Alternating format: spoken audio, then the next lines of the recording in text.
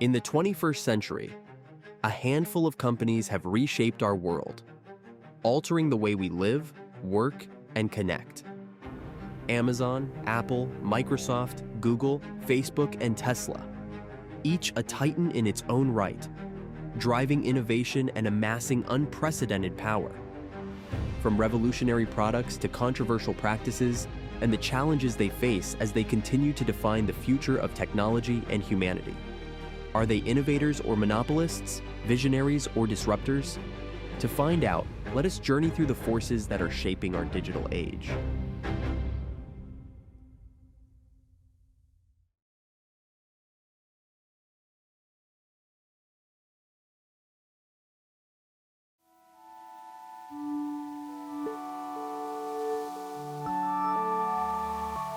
Apple. The name alone sparks visions of sleek, polished devices, groundbreaking technology, and a brand that redefined entire industries. But how did this titan of innovation come to be? What led to its rise as one of the most influential companies in the world? Today, we'll explore Apple's journey, from its humble beginnings in a California garage to the global powerhouse it is today.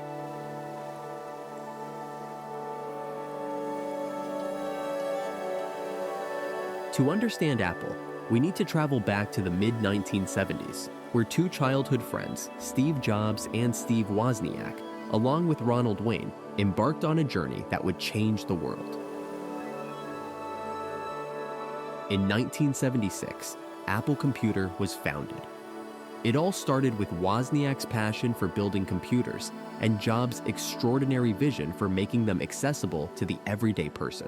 In 1970, in between college years, when I was working at a company to earn money for college, I managed to get the parts given to me to build a computer of my own design. The friend down the block that helped me do this also knew Steve Jobs, and he introduced us. He said, "You've got to meet Steve Jobs because he knows this digital electronics. He builds devices with flashing numbers that can count strings on a guitar and what note they're playing and things like that. And he likes to play pranks." I was very much a fun humorist all my life. And wow, so Steve Jobs came by and I would have been too shy to go meet him. Their first creation, the Apple I, was a primitive machine by today's standards, but it was revolutionary at the time. Jobs, ever the marketer, saw the potential of the personal computer and persuaded local retailer The Byte Shop to buy 50 units of the Apple I. The success of that computer led to the development of the Apple II in 1977, which became the first mass-market personal computer, and this was where Apple's momentum truly began. The Apple II was successful beyond anyone's imagination. Unlike most early computers that were sold as kits, the Apple II was ready to use straight out of the box. It offered color graphics and had a design that made it easy for hobbyists and professionals alike to expand and experiment. This machine laid the foundation for Apple's identity as a company that merges form with function, making complex technology accessible to the masses.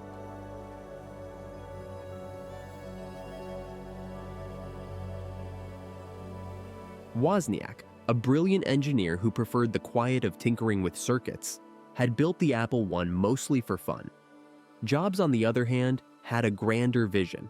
He wanted to change the world. Their dynamic was fascinating. Wozniak represented the technical heart of Apple, while Jobs embodied its soul. This partnership, though often tumultuous, would become legendary.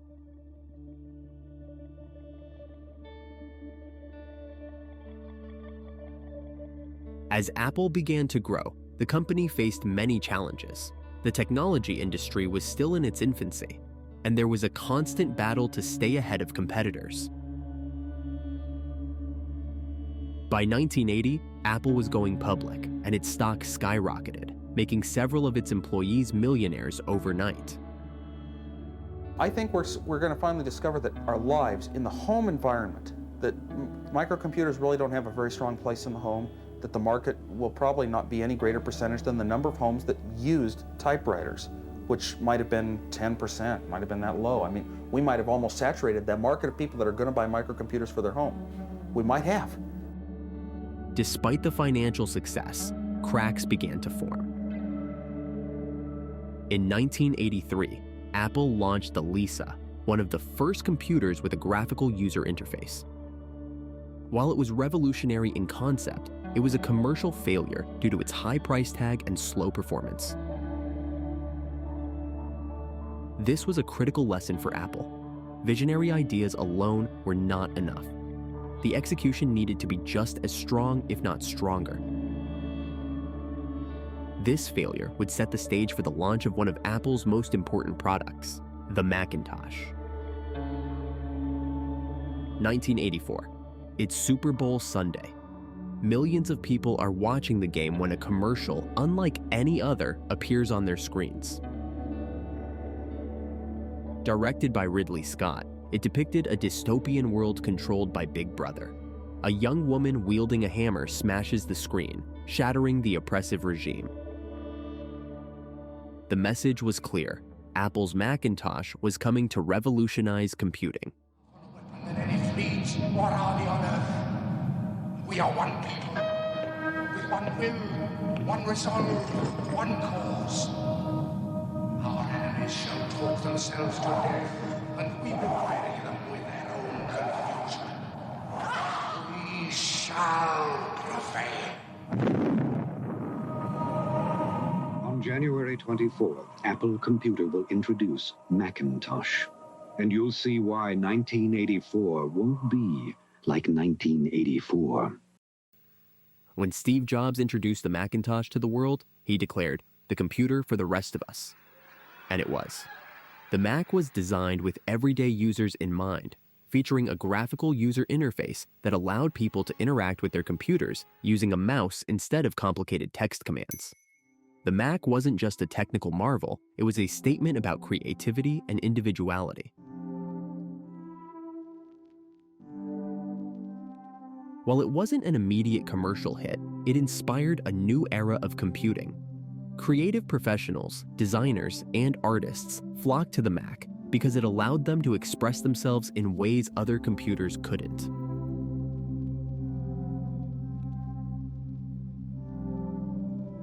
What's often forgotten is the immense internal pressure leading up to the Macintosh's launch. Jobs had gathered a team of young engineers and designers, famously called the Macintosh Pirates, and driven them with an almost fanatical intensity. He demanded perfection and was known for pushing his team to the breaking point. Many who worked on the original Mac described Jobs as both a visionary and a tyrant, someone who could be both inspiring and infuriating. But in the end, their efforts paid off with the creation of a machine that would forever change the tech landscape. Despite the brilliance of the Macintosh, Apple faced fierce competition from IBM PCs and, more importantly, from Microsoft's Windows, which began to dominate the market in the late 80s.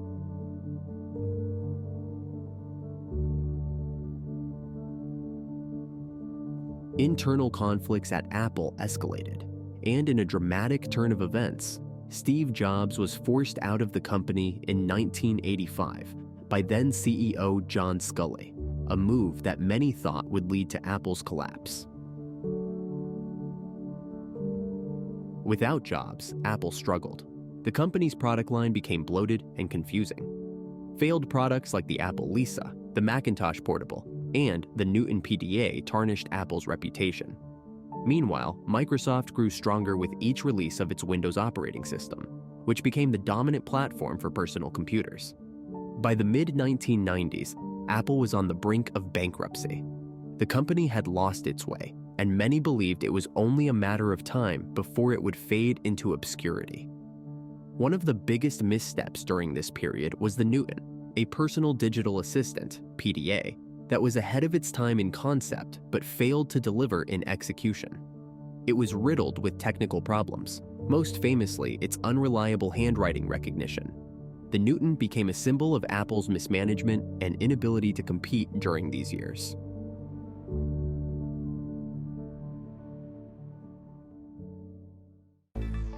As Apple began its remarkable comeback in the late 1990s, One of the most significant factors in the company's revival was its renewed focus on design.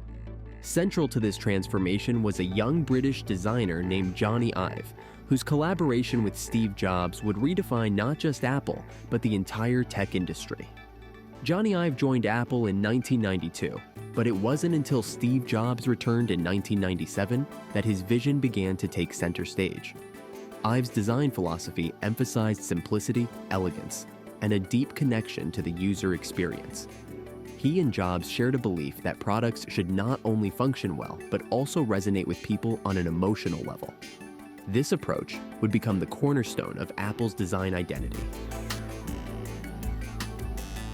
The first major product to showcase this new design direction was the iMac G3, launched in 1998.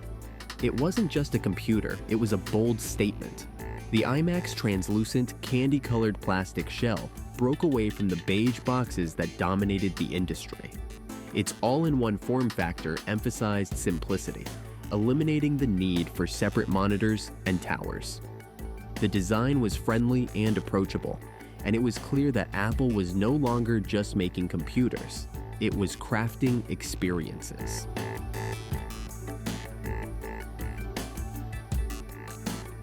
With the iMac revitalizing Apple's computer business, Steve Jobs turned his attention to a new frontier, music. In 2001, Apple introduced the iPod, a device that would change the music industry forever. The iPod wasn't the first MP3 player, but it was by far the best. Its sleek design, intuitive interface, and ability to hold 1,000 songs in your pocket set it apart from anything else on the market. But the real game changer came a couple of years later with the launch of the iTunes Store in 2003. For the first time, consumers could purchase individual songs for just 99 cents, legally and easily. Everyone's been talking about iTunes long before today's launch in the UK. Last year alone in America, the download store sold 85 million songs. And to guarantee even more publicity, Alicia Keys endorsed the product, which is changing the way we listen to music. There's a lot of competitors out there, OD2 and Virgin and these other guys, but we think we have a much, much better product. So we'll see if people agree with us. The iPod didn't just revolutionize how people listen to music, it changed the entire music industry. It contributed to the decline of physical music formats, like CDs, and ushered in the age of digital downloads. For a generation of people, the iPod became synonymous with music, and the iconic white earbuds became a status symbol.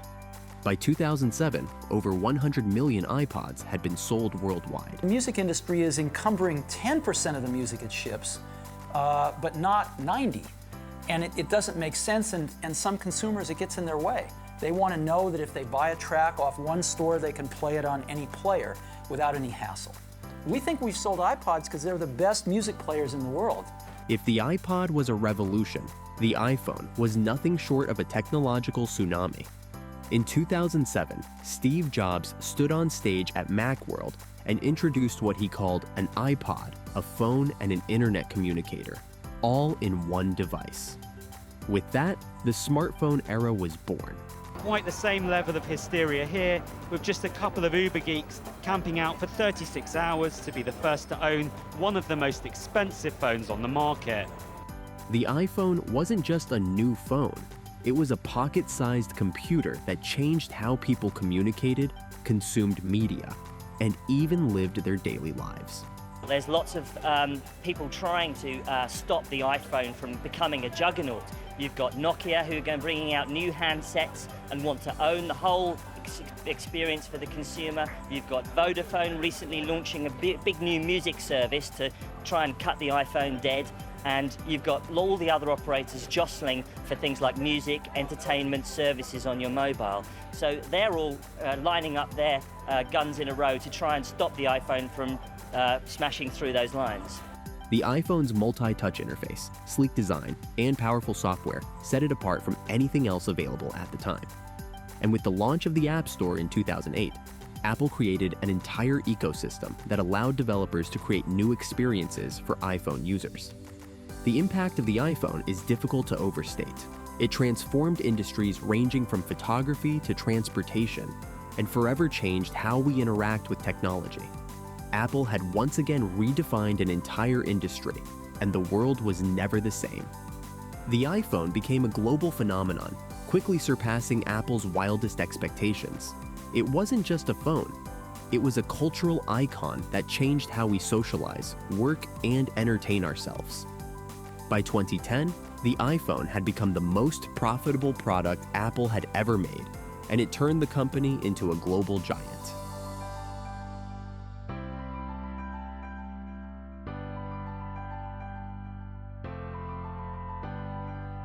In 2011, Apple faced a heartbreaking loss. Steve Jobs, the man who had co-founded the company, saved it from the brink of collapse and led it to unprecedented success, passed away after a long battle with cancer. Americans today mourned one of their greatest visionaries. And in many different ways, people are paying their own tribute to a man they say had a real impact on their lives. Clarence Labour used his old Macintosh computers to create his own improvised shrine to Steve Jobs. He changed the way we act, the way we think, the way we behave, the way we communicate. I can go on and on. The world mourned the loss of a visionary, and many questioned if Apple could continue to innovate without him. But the tributes that Steve Jobs would value the most are from ordinary consumers. And appropriately, these candles are virtual ones, flickering on the screen of an iPad. Tim Cook, who had been Jobs' right-hand man, stepped in as CEO. Under Cook's leadership, Apple has continued to thrive. Products like the Apple Watch, AirPods, and the iPad Pro have been successful, and the introduction of Apple's M1 chip in 2020 showcased the company's continued commitment to cutting-edge innovation. Jobs' legacy, however, looms large. He was not only a brilliant innovator, but a master of presentation and marketing. His keynotes were legendary. More than just product launches, they were events that drew global attention. To this day, Jobs remains one of the most revered figures in business and technology, and Apple continues to be influenced by his ethos of simplicity, elegance, and user experience. With the iPod and iTunes, with the iPhone, the iPad, the MacBook, Steve Jobs has reshaped entire industries. No wonder he's regarded as the most successful chief executive in corporate history.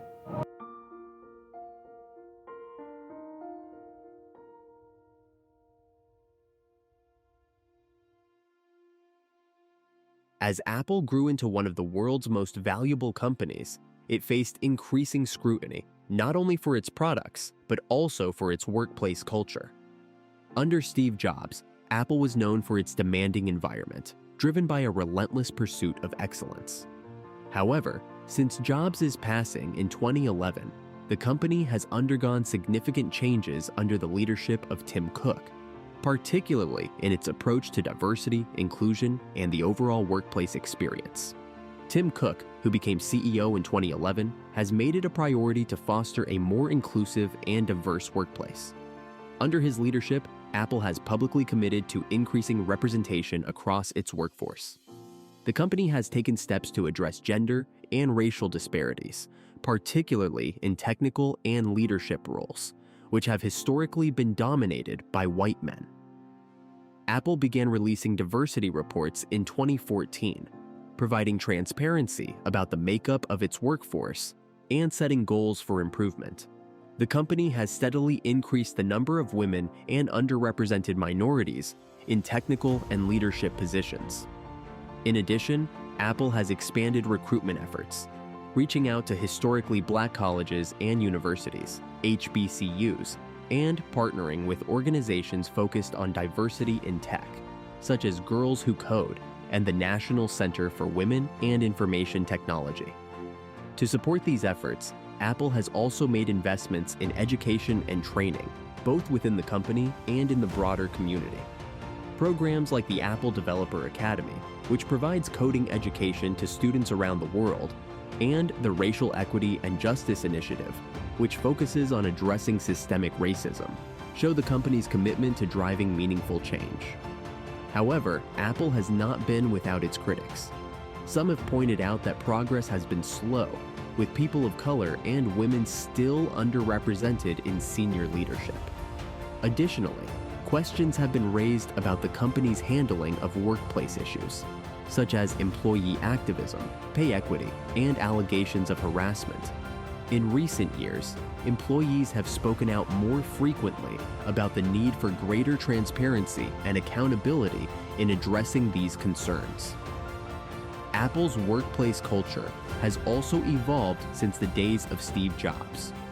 While the company still values high performance and innovation, there is now a stronger emphasis on work-life balance, employee well-being, and a more collaborative approach to leadership.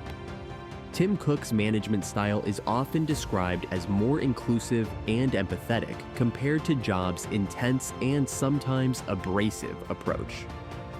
This shift has helped Apple adapt to changing expectations around what a modern workplace should be. Despite the challenges, Apple continues to push forward, recognizing that diversity and inclusion are not just ethical imperatives, but also critical to fostering innovation. The company believes that a diverse workforce brings unique perspectives and ideas, which can drive the development of products that resonate with a global audience. As Apple looks to the future, its commitment to creating an inclusive culture remains a key part of its ongoing evolution.